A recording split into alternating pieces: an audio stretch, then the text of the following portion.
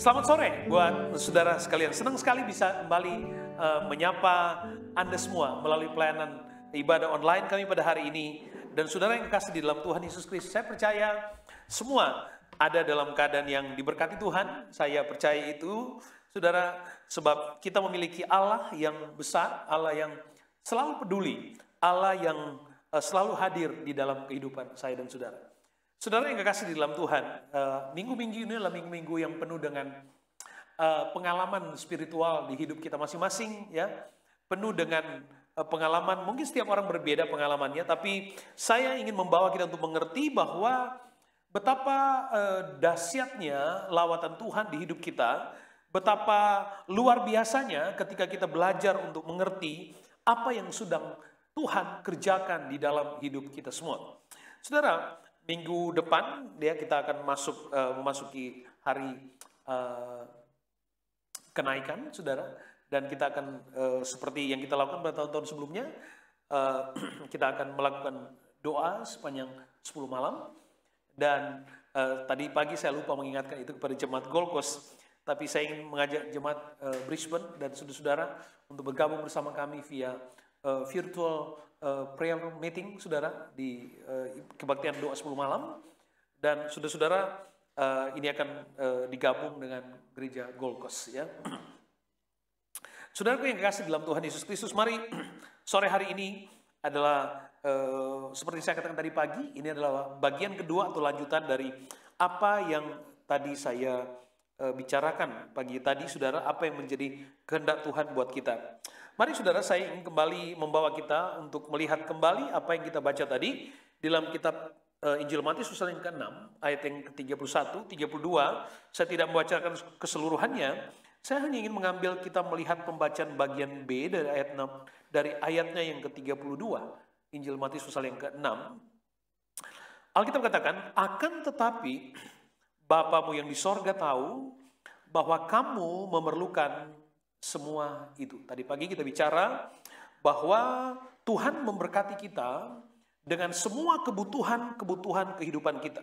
Jadi semua kebutuhan support dalam hidup kita adalah bagian dari ciptaan Tuhan untuk kita. Jadi Tuhan yang memberikan itu semua. Kebutuhan itu tidak sekedar kebutuhan makan, pakai, tinggal, ya, kebutuhan primer, kebutuhan sekunder, tapi semua kebutuhan termasuk terpenuhinya kebutuhan nyaman, kebutuhan tenang, kebutuhan damai. Itu semua adalah kebutuhan-kebutuhan yang Allah letakkan menjadi hak dalam kehidupan kita sebagai manusia yang adalah ciptaan Tuhan. Dan saudaraku yang kasih, kalau saudara mengikuti pembacaan ini sekali lagi, pasal 6 ini bicara tentang jangan khawatir. Tapi saudara, poin saya bukan kepada konteks jangan khawatirnya, tapi saya ingin kita kembali melihat, ya, bagaimana membangun nilai-nilai kekristenan, nilai-nilai iman kita, mengkonstruksi sebuah perjalanan iman yang benar kepada Tuhan. Jadi saudaraku yang kasih dalam Tuhan, hidup ini bukan hanya tentang supaya kita nggak khawatir, saudara. Sekalipun bahwa Tuhan ingin supaya kita nggak khawatir, karena akibat dari kekhawatiran itu panjang, saudara, ya, panjang, turunannya itu banyak, saudara. Sehingga saudaraku yang kasih dalam Tuhan, saya tertarik dikuatkan dengan ayat yang ke-32 bagian B, tetapi Bapamu yang di sorga tahu bahwa kamu memerlukan semua itu. Jadi kita harus setting kembali cara beriman kita. Kita harus switch potensi dan energi kita yang kita luangkan dalam dedikasi sekian panjang lamanya kepada perkara yang kita anggap kebutuhan utama untuk kita alihkan kepada sumber. Bukan sekedar kepada kebutuhan itu, tapi sumber akan kebutuhan itu sendiri. Dan kita sudah melihat bagian-bagian penting itu tadi pagi, saudara. Ya, tadi pagi. Makanya kalau kita kembali kepada pembacaan, saya mengulangi lagi ayat yang ke-33, saudara, ya. Ini sudah sangat familiar dengan ayat ini. Matius 6 ayat 33, cari dahulu kerajaan Allah dan kebenarannya. Konteksnya jelas, cari dahulu kerajaan Allah dan kebenarannya. Tadi pagi saya katakan bahwa coba kita melihat kembali ke dalam diri kita sejauh mana dedikasi dari potensi diri kita untuk kita mencari Tuhan sejauh apa, saudara, ya. Kita perlu sebagai orang percaya, saya katakan tadi bahwa kita harus sukses. Anda itu bagian dari anugerah Tuhan, ya. Itu bagian dari Anda. Anda harus bekerja keras sebaik mungkin, saudara ya. Itu bagian dari anugerah Tuhan. Tetapi saudaraku yang kasih dalam Tuhan, fokus hidup kita bukan kepada kebutuhan akan popularitas itu. Bukan kepada kebutuhan akan terpenuhinya kebutuhan materi. Bukan di situ, saudara. Saya bangga dengan jemaat Brisbane ya. Most of you are professional, saudara. Juga jemaat Gold Coast, saudara. Anda sibuk dengan tanggung jawab profesional Anda, tapi Anda juga cinta Tuhan. Nah, wah, saya gembala yang sangat bahagia, saudara ya, melihat dedikasi, saudara ya. Sekalipun Anda sibuk, tapi Anda benar-benar memberikan mendedikasikan kehidupan saudara kepada Tuhan dengan sangat luar biasa. Nah, ini saudara ini yang menjadi pesan penting buat kita gereja Tuhan. Supaya kita tetap kuat, kita tetap bertumbuh, kita tetap kokoh untuk berdiri kepada perjalanan iman yang benar. Supaya kita tidak terganggu. Makanya Rasul Paulus katakan, aku meninggalkan, aku bahkan melupakan semua apa yang dia perjuangkan sebelumnya. Apa yang dia anggap kebanggaan sebelumnya. Dia dengan sadar dia katakan, aku melepaskan, aku rela kehilangan itu semua untuk sebuah tujuan mulia. Yaitu panggilan kasih Tuhan. Nah, ini saudara yang harus dipahami, harus dimengerti oleh orang-orang yang percaya kepada Tuhan. Bahwa aktivitas hidup kita, usia kita tidak hanya dihabiskan kepada penambangan, ya, kepada usaha pencarian, penggalian dari semua potensi akan kebutuhan kita. Bukan hanya itu, saudara. Tetapi saudaraku yang kekasih dalam Tuhan, bagaimana kita mencari Tuhan dengan benar, ya, mencari Tuhan dengan benar. Dan kita sudah melihat sama-sama tadi, saudara, bahwa mencari Tuhan adalah kehendak Tuhan. Sebab orang yang mencari Tuhan, yang pertama kita sudah lihat tadi pagi, Mazmur pasal 34 ayat yang ke-11 katakan, singa-singa muda kelaparan, tapi orang-orang yang mencari Tuhan tidak kekurangan sesuatu pun yang baik. Perhatikan baik ayat ini, saudara. Singa muda, singa bicara raja hutan, buas liar kuat, saudara, ya. Tidak pernah membiarkan mangsanya, saudara. Dan Alkitab katakan dalam keadaan itu pun singa muda dia bisa kelaparan. Tapi orang-orang yang mencari Tuhan, ini Alkitab yang tegaskan, cari dahulu kerajaan Allah. Maka Alkitab orang yang mencari Tuhan, perhatikan kalimat berikut dikatakan tidak kekurangan. Alkitab tidak katakan tidak kekurangan makan saja, saudara. Waktu kita mencari Tuhan, ya, potensi, kekuatan, kapasitas yang ada dalam diri kita tidak hanya disamakan seperti singa lapar yang mampu berburu makanan baginya ketika hewan yang lain tidak mampu. Dan Alkitab katakan orang yang mencari Tuhan dia tidak sekedar kekurangan makan, saudara. Pada konteks ini Alkitab katakan jelas. Tidak kekurangan sesuatu pun yang baik. Di sini kita ngerti, saudara. Bahwa orang yang mencari Tuhan, dia tidak akan kekurangan sesuatu pun yang baik. Konteks yang baik ini bukan sekedar sebuah bonus, bukan. Tapi terpenuhinya apa yang menjadi kebutuhan kita di dalam pandangan Allah. Ya. Apa yang Tuhan lihat menjadi kebutuhan kita, itu yang Allah mampu sediakan.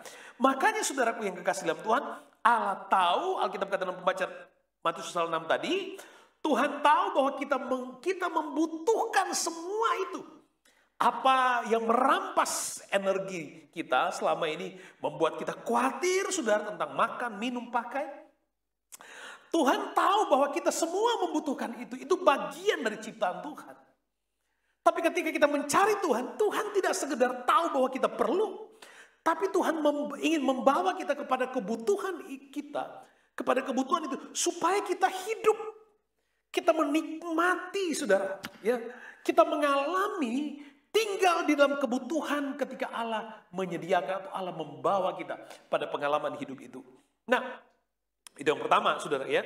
Kita lihat bahwa orang yang mencari Tuhan dia tidak akan kekurangan sesuatu pun yang baik. Di dalam pembacaan yang lain, dalam Mazmur pasal 23 katakan, Tuhan gembala yang baik, ya, kebajikan dan kemurahan akan mengikuti. Jadi orang yang mencari Tuhan, ya, orang yang mencari Tuhan, saudaraku, Alkitab katakan, dia seperti dia dalam penggembalaan Kristus. Ya. Kemudian kebajikan kemurahan akan mengikuti.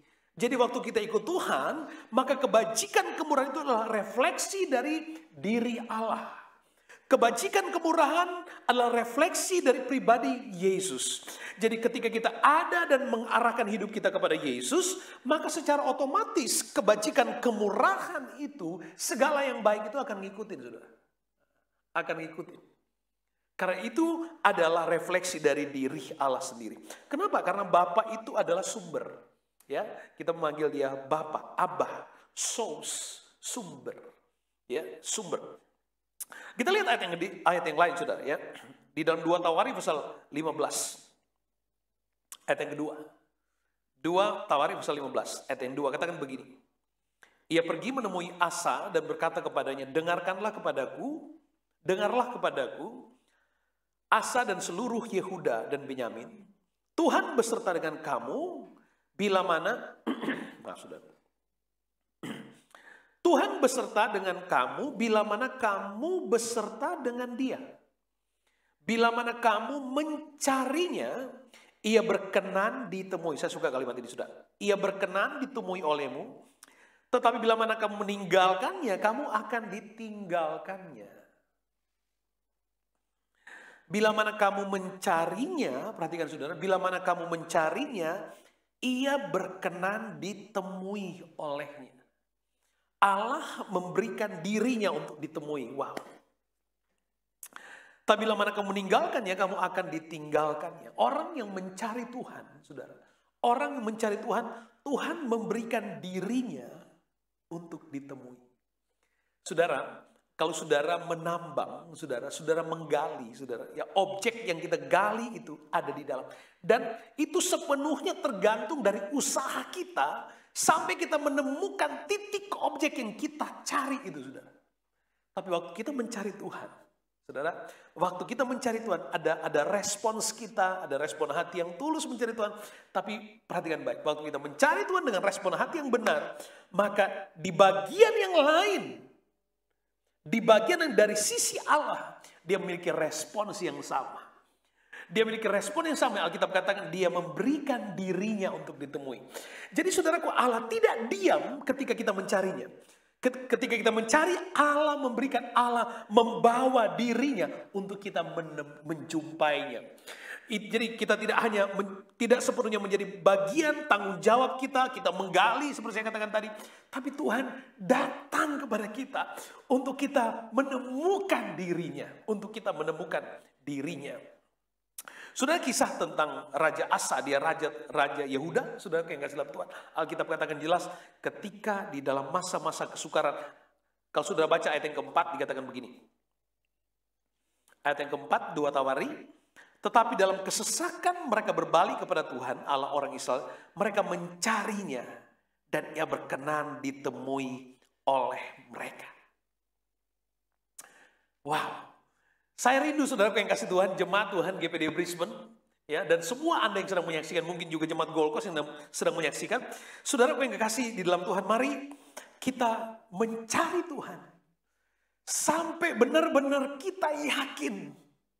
Sampai benar-benar kita menjumpai Tuhan. Karena Tuhan sendiri memberikan dirinya untuk kita menemuinya. Untuk kita menemuinya. Penting buat kita untuk memahami hal ini. Orang berkata, ikut Tuhan susah banget. Saudaraku, manusia berusaha sebaik mungkin, bahkan dia berani mati, bahkan dia berani melakukan hal-hal yang salah hanya untuk perburuan akan hal-hal yang sifatnya materialistis. Ya. Dia berani berbuat hal-hal, mengambil jalan pintas, berusaha untuk mendapatkan apa yang bukan kebutuhan utama sebenarnya. Ya. Hanya kebutuhan hidup, makan, minum. Dia rela mengorbankan apapun juga demi pencarian itu. Tapi di dalam Tuhan, saudaraku yang kasih dalam Tuhan, ketika kita mau mencari Tuhan, Tuhan pun ingin datang, dia pun memberikan dirinya. Jadi sesungguhnya pencarian akan Tuhan menjadi sesuatu yang lebih indah, saudaraku, dalam pengalaman rohani, dalam perjalanan iman kita. Makanya selalu katakan, ikut Tuhan, saudara, percaya kepada Tuhan, jangan tunggu mujizatnya. Percaya kepada Tuhan, jangan tunggu Anda mengalami pengalaman ketika Tuhan melakukan perkara yang luar biasa di hidup saudara. Tapi awali dengan rasa cinta dan rindu saudara untuk menemui Tuhan, maka Anda akan mengalami, maka kita akan mengalami perjumpaan yang mampu melebihi kapasitas mujizat itu sendiri. Melebihi kapasitas apa yang kita inginkan karena Ia memberikan dirinya. Saudara, kalau kita menemukan pribadi Allah sendiri. Ada lagu yang populer saudara hari-hari ini. Menikmati Tuhan. Ya, menikmati Tuhan. Menikmati Tuhan. Haleluya. Menikmati Tuhan. Nah saudara, penting untuk saya dan saudara memahami bahwa Tuhan mengasihi kita. Tuhan mengasihi kita. Saudara perhatikan baik. Tujuan Tuhan ketika orang Israel keluar dari Mesir, kalau saudara baca semua itu di kitab Keluaran, kalau saudara ngerti bahwa tujuan Tuhan membawa orang Israel keluar dari Mesir, saudara clear. Alkitab katakan, supaya umat Tuhan dapat beribadah. Itu sebenarnya, poin pentingnya itu. Tujuan Tuhan membawa orang Israel keluar dari Mesir supaya orang percaya dapat beribadah. Tujuan Tuhan membawa Anda menikmati kehidupan pertobatan penuh dengan keselamatan. Bukan saudara punya segudang materi. Ya, yang sebentar pun mungkin akan lenyap. Bahkan saya sudah katakan tadi pagi, hari-hari ini potensi diri, hari-hari ini kekayaan materi, hari-hari ini popularitas tidak mampu menggantikan kebutuhan manusia yang utama hari ini, kesehatan dan kehidupan.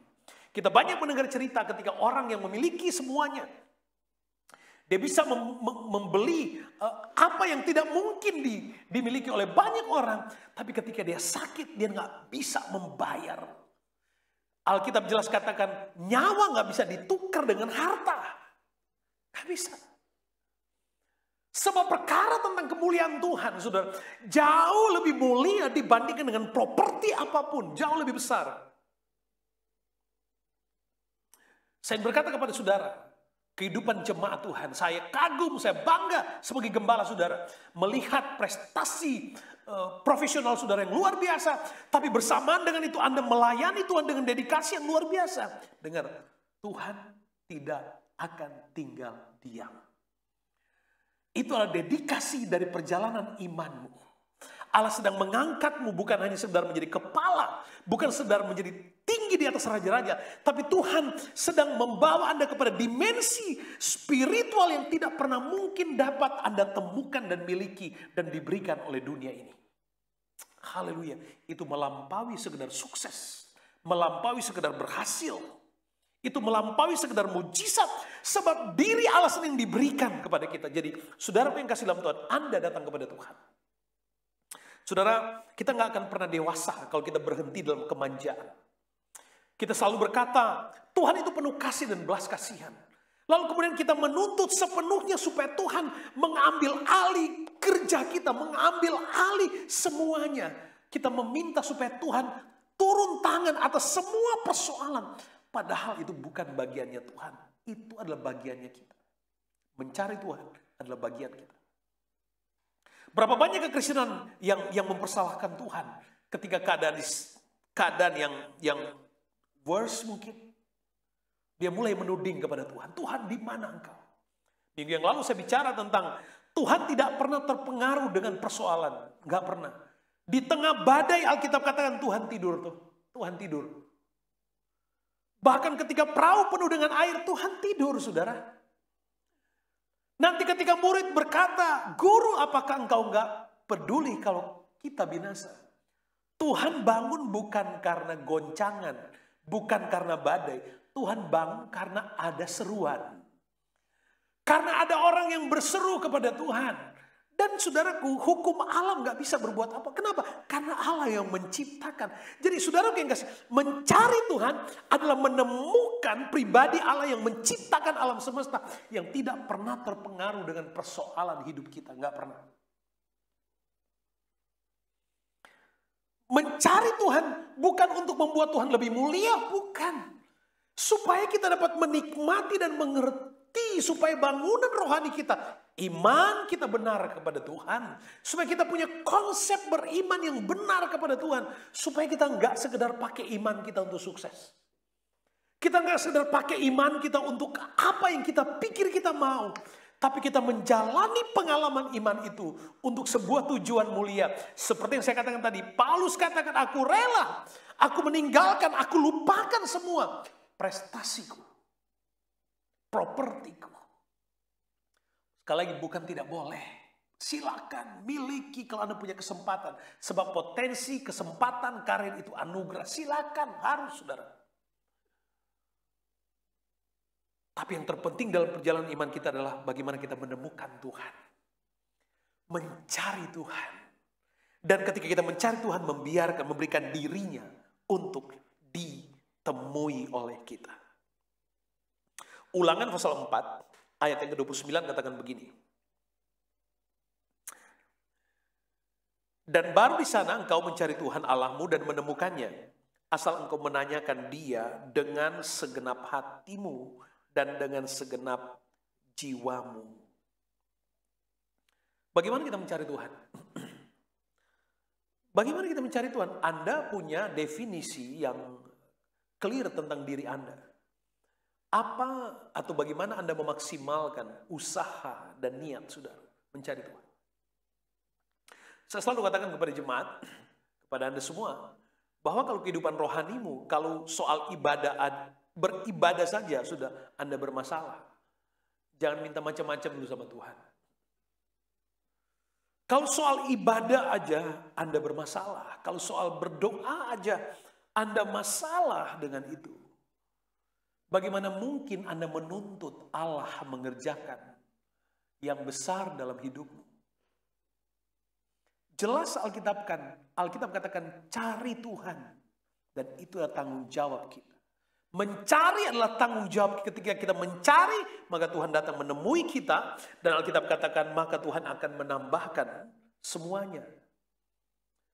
Bukan Tuhan tidak mampu, itu bagian dari ciptaan Tuhan. Itu tersedia bagi kita. Tapi kita harus mencari, kita harus membereskan, memposisikan kehidupan rohani kita kepada posisi yang benar untuk mengerti bahwa hidup kita ini adalah milik Tuhan. Kita dipanggil Tuhan dalam perjalanan itu. Dan Alkitab waktu kita mencari Tuhan, niatnya harus tulus.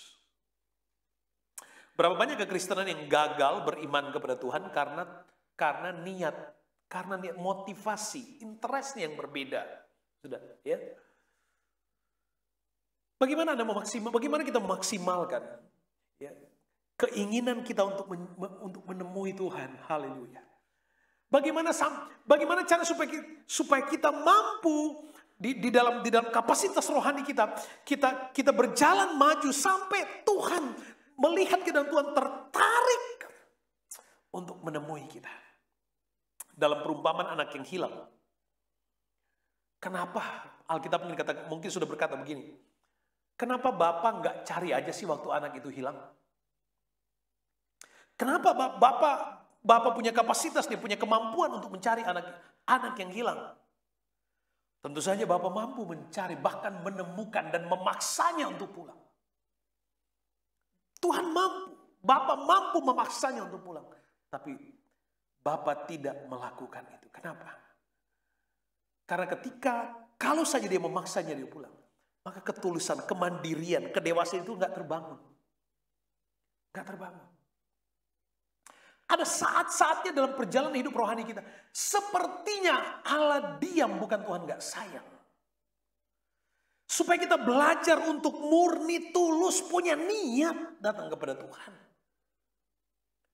Supaya kalau Anda punya karena pengalaman spiritual yang kuat hanya akan Anda temukan pada titik pencarian yang tulus.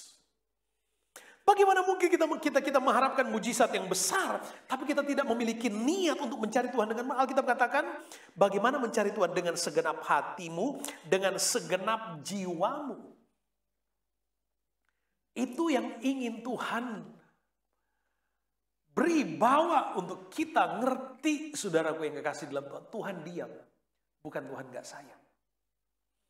Tuhan diam kadang-kadang supaya Tuhan mau kita maju selangkah demi selangkah. Dan pencarian harus dari usaha kita. Cari Tuhan.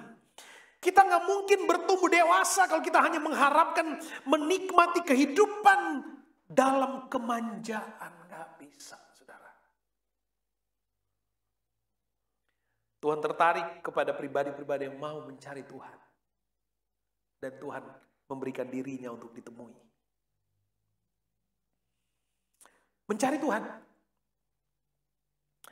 2 Tawarik pasal 12 ayat 14 katakan begini. 2 Tawarik pasal 12 ayat 14. Ia berbuat yang jahat karena ia tidak tekun mencari Tuhan. Akibat dari orang yang tidak mencari Tuhan banyak, saudara. Makanya Tuhan katakan jelas di awalnya, Matius 6 ayat 33. Di Matius 6 dalam perikopnya, jangan kamu khawatir. Makanya Tuhan katakan, cari Tuhan utama. Jangan khawatir. Karena kalau kamu kehilangan niat, kehilangan keinginan untuk mencari Tuhan, bahaya. Orang yang tidak memiliki keinginan untuk mencari Tuhan, dia berpotensi terjebak dalam perilaku-perilaku yang salah. Orang yang tidak mencari Tuhan, dia berpotensi untuk terintimidasi dalam kehidupan khawatir tadi. Dan turunan yang lain, depresi, terus sampai benar-benar kehilangan segalanya. Alkitab katakan orang itu berbuat jahat, kenapa? Karena ia tidak mencari Tuhan. Fakta, saudaraku yang kekasih di dalam Tuhan, bahwa ternyata orang yang tidak percaya Tuhan, dia sangat mudah berbuat jahat. Ya. Mudah berbuat jahat. Dan ketika seseorang itu belajar mencari Tuhan, maka karakter sisi manusianya menjadi lebih matang, menjadi lebih baik. Jadi dari akibat dari orang yang tidak mencari Tuhan adalah hal-hal yang akan kemudian tanpa Anda sadar itu akan menyakitkan, mengecewakan dan merusak bahkan. Saudara, ada banyak persoalan di hidup kita, jawabannya adalah hanya dengan mencari Tuhan, bukan dengan meminta. Ada banyak jawaban dalam persoalan hidup kita, bukan dengan meminta, tapi dengan mencari Tuhan. Makanya Alkitab katakan, cari Tuhan. Maka Tuhan akan memberikan apa yang menjadi kebutuhan utama kita. Sekali lagi, bahayanya orang yang tidak mencari Tuhan, dia memiliki potensi jahat. Orang yang tidak memiliki Tuhan, dia tidak memiliki sense kemanusiaan.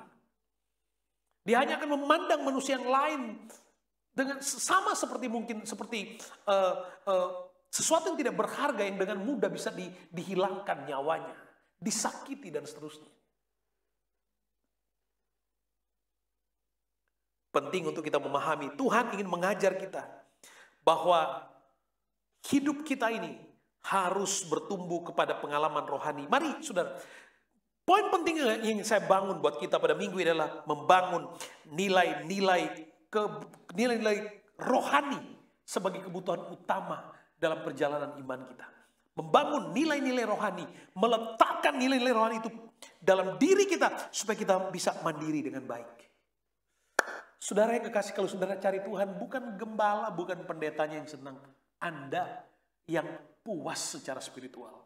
Kebutuhan rohanimu yang akan terpenuhi. Dan Alkitab katakan ketika kebutuhan rohanimu terpenuhi di dalam kehendak Allah, maka Allah akan memenuhi. Saya sudah katakan tadi, waktu kita mencari Tuhan, maka ada refleksi dari pribadi Allah yang kita cari, yang akan mengikuti kita dengan sendirinya.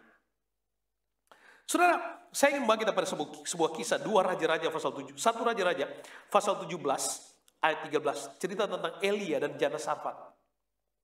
Ya. Elia dan Jana Safat, 1 Raja-Raja 17 ayat 13. Tetapi Elia berkata kepadanya, Janganlah takut, pulanglah buatlah seperti yang kau katakan. Tapi buatlah lebih dahulu bagiku sepotong roti bundar kecil daripadanya, dan bawalah kepadaku, kemudian barulah kau buat bagimu dan bagi anak. Kalau saudara baca ayat-ayat sebelumnya, Tuhan sudah katakan kepada Elia, aku telah memerintahkan seorang janda. Janda ini belum tahu. Aku telah memerintahkan seorang janda untuk memelihara kamu. Itu Alkitab sudah katakan, Alkitab katakan Tuhan sudah mengatakan itu kepada Elia. Sekalipun wanita ini belum tahu. Belum tahu. Tapi tujuan Tuhan sedang berjalan dalam hidupnya. Tujuan Tuhan sedang berjalan dalam hidupnya. Dan dia adalah orang yang percaya kepada Tuhan. Kita mengerti akhir ceritanya. Karena dia mengikuti apa yang diinginkan oleh Elia. Dan ketika kemudian Elia menjumpai wanita ini, dia berkata, jangan takut, pulanglah, buatlah seperti apa yang kau katakan. Wanita ini, saudara, wanita yang Tuhan pilih ini, wanita yang sudah nggak punya apa-apa. Dia katakan yang aku punya hanya segenggam tepung dan sedikit minyak dalam buli-buli. Dan itu pun tepung itu hanya mampu memberi makan dia dan anaknya sekali. Itu dalam pikirannya, setelah itu mati. Pikiran kemanusiaan dari jadi janda Sarfat ini, ya ini yang terakhir, ini aja. Ini hidup yang terakhir. Tapi Elia katakan begini, jangan takut. Buatlah roti dan terlebih dahulu buatlah untukku, kemudian buat untukmu. Saudara yang kasih dalam Tuhan, pada bagian ini Allah ingin mengajar ya kepada wanita ini bahwa hidupnya, masa depannya bukan tergantung kepada tepung dan minyak yang sedikit tadi, bukan. Tapi masa depan hidupnya sepenuhnya tergantung kepada tujuan Tuhan dalam dirinya, itu anugerah Tuhan yang tak terbatas. Di titik dia nggak punya apa-apa lagi, dia kata di sebentar lagi dia mati. Lalu Elia katakan jangan bergantung, berikan itu kepada Tuhan. Relakan itu kepada Tuhan. Relakan apa yang Anda pikir tinggal sedikit, hanya itu saja. Relakan itu untuk Tuhan. Bukan karena Tuhan butuh. Saudara, pemberian kita tidak akan pernah membuat Tuhan lebih kaya. Enggak, sama sekali. Pemberian kita tidak akan pernah membuat Tuhan lebih mulia. Enggak sama sekali. Tapi saudara, yang Tuhan ingin perbaiki dalam cara pandang dari wanita ini adalah Tuhan mau supaya dia belajar untuk percaya. Tuhan sedang membangunkan imannya. Sedang menghidupkan imannya. Dan saudaraku, pada titik yang serba terbatas ini Alkitab katakan dia taat. Dia taat. Dan kemudian Alkitab katakan dia melakukannya untuk Tuhan, dan saya percaya itu imannya. Saya percaya dia percaya Tuhan. Sebab kalau dia tidak percaya Tuhan, tidak mungkin dia ingin melakukan apa yang Elia perintahkan. Gak mungkin. Tapi karena dia percaya Tuhan pada keadaan serba terbatas, gak bisa apa-apa, dia rela berikan itu kepada Tuhan. Ingat, Tuhan sudah tahu dia butuh kehidupan. Dia butuh, Tuhan tahu, Tuhan mampu melihat itu. Tapi bagian dia melakukan perintah Tuhan, itulah bagian dari makna pencarian akan Tuhan.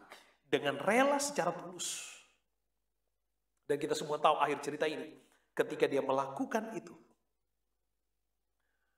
Alkitab katakan akhirnya wanita ini bisa hidup lagi, dia dan anaknya. Artinya kemudian Allah melimpahi kembali. Allah memenuhi kembali kebutuhannya. Saudara yang kasih, tidak pernah pencarian akan Tuhan itu kemudian sia-sia. Tidak ada yang kemudian Anda lakukan, berikan untuk Tuhan kemudian itu sia-sia. Nah, saudara, cari Tuhan. Sejauh mana usaha niat tulusmu mencari Tuhan, itu diukur oleh Tuhan. Itu bagian dari tindakan tulusmu untuk mencari Tuhan. Dan pada titik itu Allah memberikan dirinya untuk ditemui. Supaya apa? Supaya cara beriman kita kepada Tuhan tidak bergantung kepada hal-hal materi tadi. Sebab Allah mau kita punya cara pandang yang benar. Tuhan dulu deh. Tuhan. Masa-masa sulit hari ini adalah masa-masa sulit untuk kita hanya melihat dan belajar memandang kepada Tuhan. Ini bukan hanya tentang, sekali lagi, ini bukan hanya tentang soal kita bisa punya makan atau tidak, punya uang atau tidak. Bukan hanya tentang ini. Tapi hari-hari Allah sedang menggoncangkan dunia untuk kita belajar kembali, untuk dunia belajar melihat kembali bahwa Tuhan berotoritas. Tuhan itu hidup dan hanya Tuhan yang mampu menyelesaikan setiap apa yang menjadi pokok dari kebutuhan hidup kita. Tuhan tahu Anda butuh pemulihan.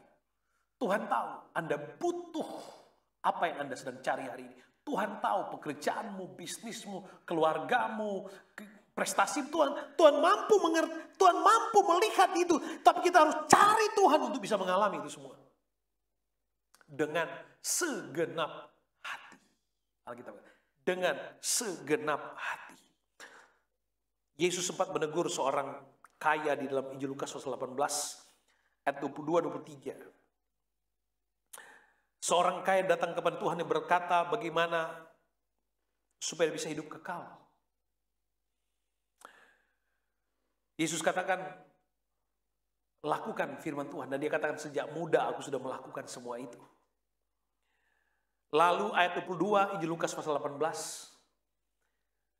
Mendengar itu Yesus berkata kepadanya, masih tinggal satu hal lagi yang harus kau lakukan. Jualah segala yang kau miliki dan bagi-bagikanlah itu kepada orang-orang miskin. Maka engkau akan beroleh harta di sorga. Kemudian datanglah kemari dan ikutlah aku. Apakah Tuhan sedang kekurangan saat itu? Sama sekali enggak. Apakah benar bahwa Tuhan menginginkan kekayaannya untuk diberikan kepada orang lain? Juga enggak. Waktu Tuhan minta Ishak dipersembahkan, bukan Tuhan mau supaya Ishak itu benar mati. Bukan, persoalnya bukan itu. Tapi karena hati Abraham begitu terikat kepada Ishak, itu yang mau dibereskan. Kepada orang muda ini juga. Di dalam Injil Lukas pasal 18 ayat 23. Ketika Tuhan berkata, ikutlah aku, jualah hartamu. Dia kata, ketika orang itu mendengar perkataan itu, ia menjadi amat sedih. Sebab ia sangat kaya. Kita ngerti sekarang. Bahwa ternyata, kita ngerti sekarang. Bahwa ternyata hatinya terikat kepada kekayaannya. Terikat kepada kekayaan. Itu yang sedang dibereskan oleh Tuhan. Saudaraku yang kasih di dalam Tuhan Yesus. Sekali lagi, bukan Tuhan butuh itu. Sekali lagi, pemberianmu tidak akan membuat Tuhan lebih kaya. Tapi Tuhan sedang membereskan hatimu. Tuhan sedang membereskan hati. Tuhan sedang mengembalikan kita pada posisi rohani. Untuk hati ini hanya milik Tuhan. Semua yang Anda sedang perjuangkan, semua yang Anda sedang lakukan, itu hanya untuk mensupport kehidupan kita. Supaya hari-hari kita bisa nikmati. Yang Tuhan sedang bangun dalam kehidupan kita. Supaya hati kita nggak terikat kepada perkara-perkara dunia. Yang merampas konsentrasi kita yang hanya milik Tuhan. Semakin hatimu kepada perkara dunia, semakin potensi kekhawatiran itu merampas energimu. Sekali lagi, bukan Anda nggak boleh punya banyak. Bukan Anda nggak boleh jadi ada pada prestasi yang tinggi. Bukan. Miliki itu semua. Itu anugerah Tuhan.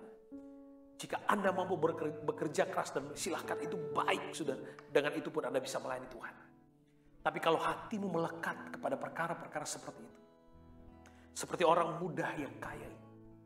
Tuhan katakan, propertimu tinggalkan. Ikut aku. Mau gak? Saya percaya waktu kalau saat itu dia katakan, aku ikut Tuhan.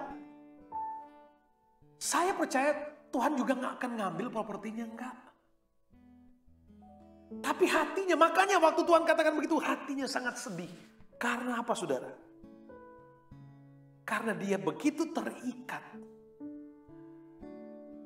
kepada perkara-perkara dunia. Alkitab katakan dalam pembacaan awal kita tadi pagi, saudara, Matius pasal 6, bunga di padang dia hiasi, burung di udara Tuhan pelihara. Tuhan tahu kita membutuhkan. Tuhan tahu Anda membutuhkan. Tuhan tahu Anda sedang mencari, sedang bergumul. Tuhan tahu, Tuhan ngerti. Tapi Tuhan mau supaya kita mencari Tuhan terlebih dahulu. Tuhan mau supaya kita datang dan kita fix, kita setting kembali. cara beriman kita. Bagaimana kita ikut Tuhan, kita bereskan kembali tiap langkahku. Berjalan kepada Tuhan. Ada lagu lama katakan, tiap langkahku diatur oleh Tuhan. Saudara, biar langkah kita sesuai dengan jalan Tuhan. Allah mampu memelihara kita. Dalam keadaan senang atau susah, Tuhan sanggup pelihara kita. Ya, dan Dia pelihara Anda. Biarlah hatimu dibereskan hari ini. Biarlah hati kita hanya untuk Tuhan. Orang yang mencari Tuhan, dia tidak akan pernah kekurangan yang baik. Yang baik. Orang yang mencari Tuhan, Tuhan memberikan dirinya untuk ditemui.